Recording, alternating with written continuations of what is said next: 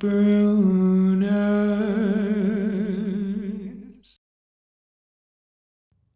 What's going on, do-it-yourself gardeners? I'm Gary. And I'm Andrew. And we are with Brunner's Lawn and Services. And today we're bringing to you our new show, The Brunner's Bits. Today's Brunner's Bits are 3 must-have perennials for every landscape.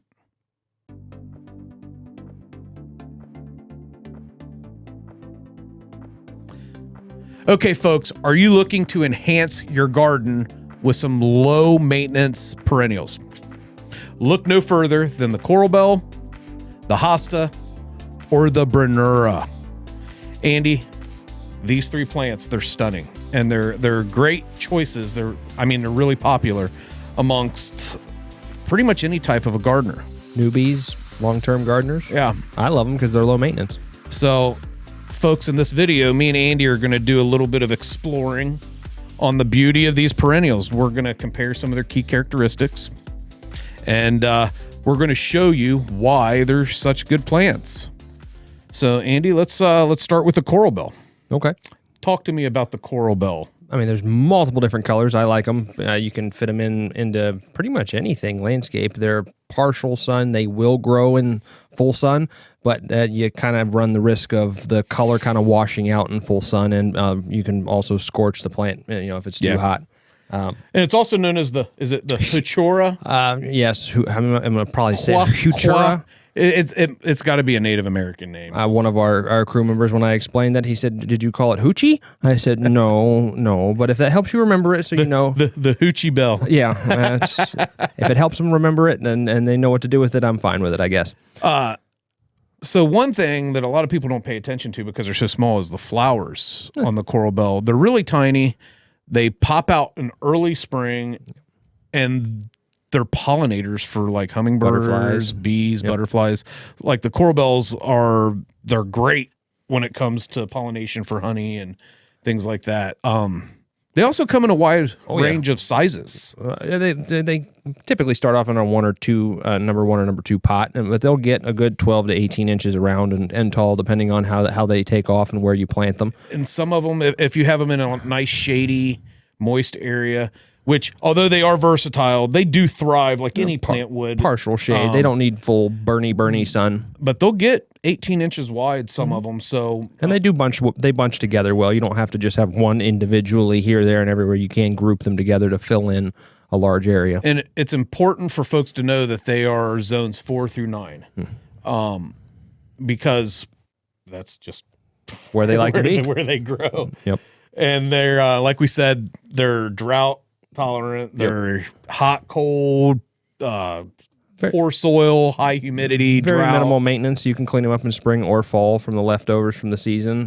You can leave them sit there over the winter, depending on what kind of winter we have in Ohio. Yeah, they do last for. I mean, they'll stay if it doesn't freeze. They'll stay. They still leave a little bit of color there. I mean, we don't. Mother Nature in Ohio is a little wonky, so we may not have snow all winter long, so it'll leave a little bit of color in your beds. And make sure, folks, when you buy these Coral Bells from whichever box store or garden center, and you go to plant them, make sure that you pay attention to the size of the area that you're planting it, because they will get up to 18 inches wide. You don't want them bunched up on each other. Well, you don't want to plant right under a rose bush and then have to go to try and trim your rose bush, and then you're missing something, or it's grown into another plant. That's super annoying when landscapers go through and they plant things too close, because obviously you make more money the more plants you put in, but the overall life expectancy of the plants, and then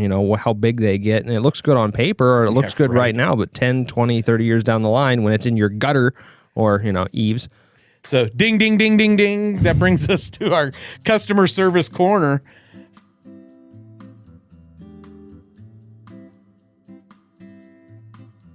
Folks, the customer service corner is where we give you a little insight on some things that we hear from clients. And since we're talking about planting, Andy, let's talk about some planting do's or don'ts for your garden. One, you're gonna want to know what you're planting and what it does and doesn't like. You don't want to plant like an arborvitae right next to your downspout that goes right into your bed, and you're going to drown things. And it's not just those, but you want to have the long-term vision in mind, because people forget some of these plants that they buy as like 12, 18-inch balls, or 10 or number 10 pots or number 5 pots even.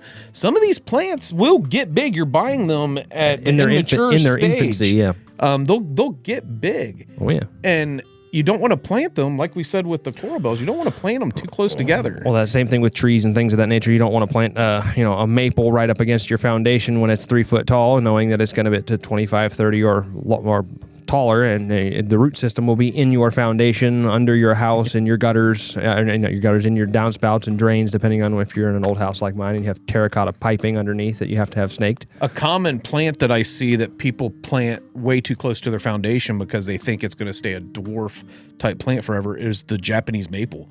Because you can buy a Japanese maple, which is gorgeous, at a very small stage, and you assume, inches. This plant's going to stay small forever. Well, if you don't buy the right species of that Japanese maple, it will impede on your foundation. Oh, yeah. Mother Nature's always going to win. I keep saying it. Spacing is very important. You also have to pay attention to sunshade, because some of the plants that you may put in the ground, like an arborvitae, they don't need a lot of water. They don't like having wet feet. And you say that every time I say arborvitae. They don't like wet feet. I watch more of them die because of poor placement from people that I stuck this here. Why did it die? Well, as you can see where your downspouts created a trench right next to it, and that side is dead or on its way out. So folks, you have to really, really pay attention to how you plant things, what you're planting, where you're buying it from.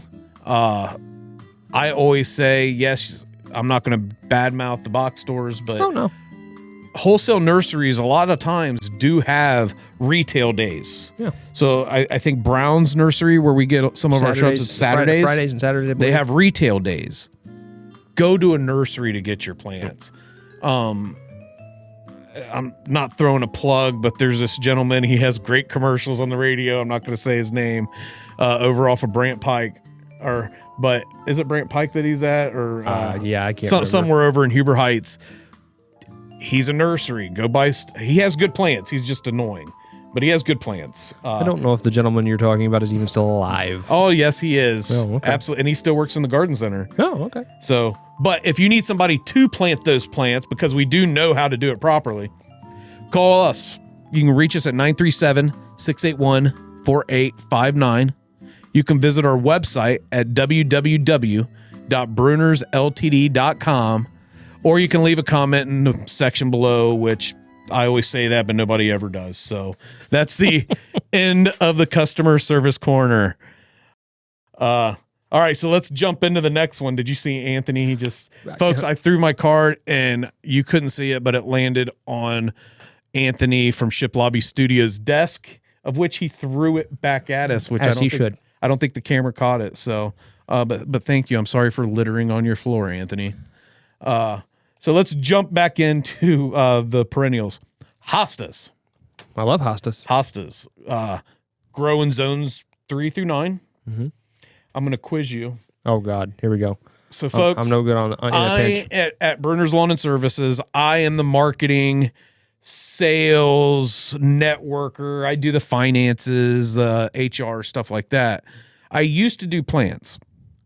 I didn't learn them like Andy did. I couldn't go take an arborist test. Andy could probably go take an arborist test. But I'm going to quiz the smart guy. Oh, God. Because it is a question that I would have been able to answer. So now I'm really scared. What is a common name for the hosta?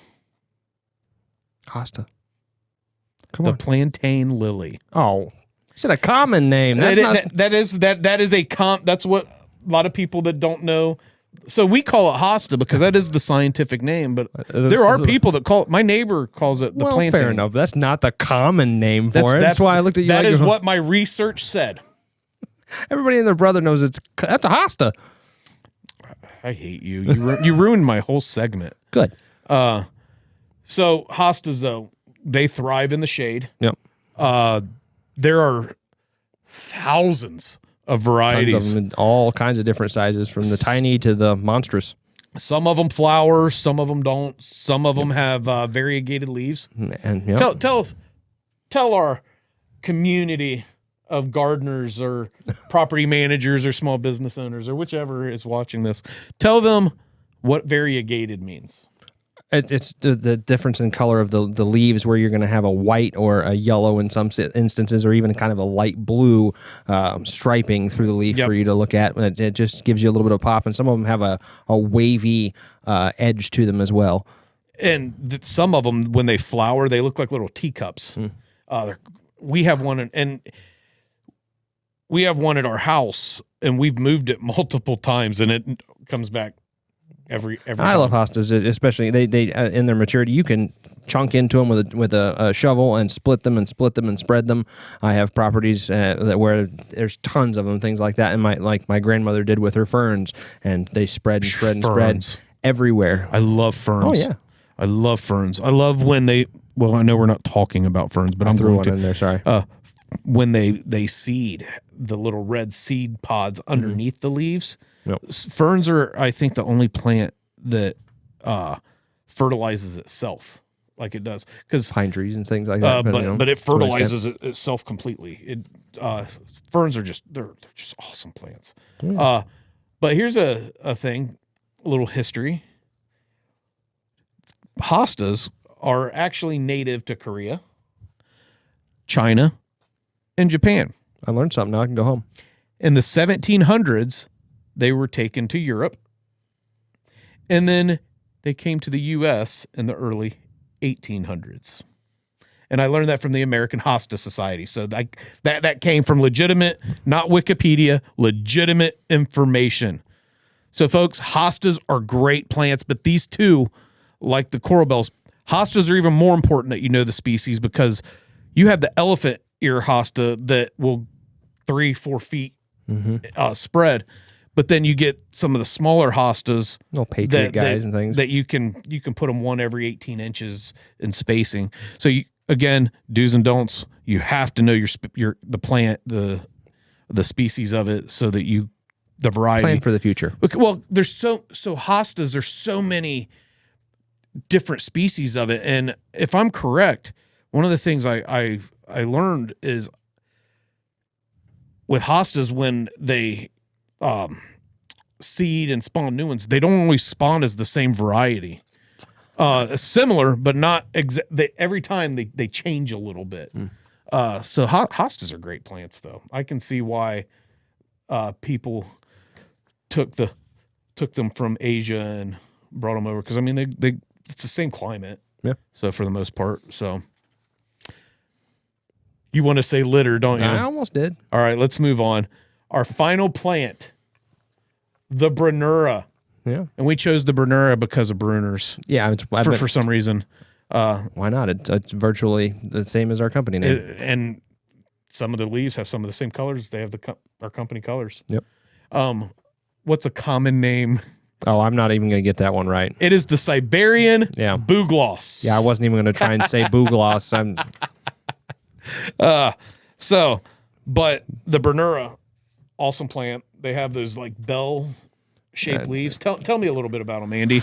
Well, I don't see them as often as I'd like. Very few people actually plant them, and then most of them are the little green guys, and they plant them out in the sun and wonder why they've withered away and didn't survive, or they're up too close to their drains and things like that. Well, you're going to have a list here, so why don't you educate me on this one, since you've not Wikipedia'd. All right. So folks, let me read my card. You're eyeballing it down because here. I'm being the expert off of the card. Yeah. All right. Brunnera are pest resistant. Okay. They are one of the few ground covers that are non-invasive, which you knew that. Yeah. They're low. You're waiting for me to say something that's wrong so you can correct me. So, folks, Andrew loves to correct me. I love to correct him, and most of the times we're correcting incorrectly. Yeah, we end up somewhere in the middle after we've gone back and researched what we were arguing about. Yeah, there's Google's the best university ever. Hold on. The Brunnera prefers shade and moist soil. And I know, Anthony, I moved my mouth away from the microphone. And they are pollinators and have tiny blue flowers in the spring. Yep. So, do you want to add anything, Andy? No, you were going to hit. Come, because I feel like the Brunnera was just kind of over. Didn't get the love that Hostas. I mean, it's one of those odd ones that, like I said, I don't see very often. I find them tucked back in corners on properties, and I go, "Oh, look, I found one!" And I take pictures of it. But if you read my blog article that I wrote on this, because folks, every video has a blog article that's listed in the little description section.